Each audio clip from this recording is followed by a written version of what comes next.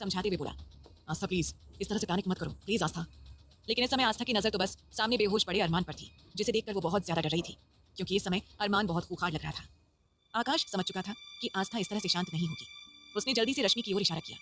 रश्मि जो पहले से ही डरी हुई थी, घबराहट से बोली, ये खून देखकर शायद आस्था को एक बार फिर से पैनिक अटैक आना शुरू हो गया है। नहीं, ऐसा नहीं होना चाहिए। वो जल्दी से आस्था के पास गई और उसे भी एक इंजेक्शन दे दिया, जिसकी वजह से आस्था जल्दी ही गहरी नींद में चली गई। तब रश्मि ने आकाश की मदद से आस्था को एक बेड पर लेटा दिया, जो अरमान के बेड से थोड़ी ही दूरी पर था, क्योंकि इस हालत में आस्था को उसके कमरे में भी लेकर नहीं जा सकते थे। अगर उन्हें कोई देख लेता तो वो उनके सवालों का जवाब नहीं दे पाती। आस्था को लिटाने के बाद आकाश ने सुमित से कहा, मुझे लगता है हमें अभी यहाँ से निकल जाना चाहिए। वैसे भी सुबह के 4 बज चुके हैं और सुबह तक अरमान को भी होश आ जाएगा। वैसे भी आस्था तो इंजेक्शन के असर की वजह से काफी देर तक सोने वाली है, और फिर बाहर जाकर दादाजी ध्रुव और आहान के सवालों के भी जवाब देने होंगे। इस बात पर हामी भरते हुए जल्दी ही वो दोनों भी वहां से निकल गए। वहीं अब उस तहखाने में सिर्फ बेहोश अरमान और आस्था ही थे।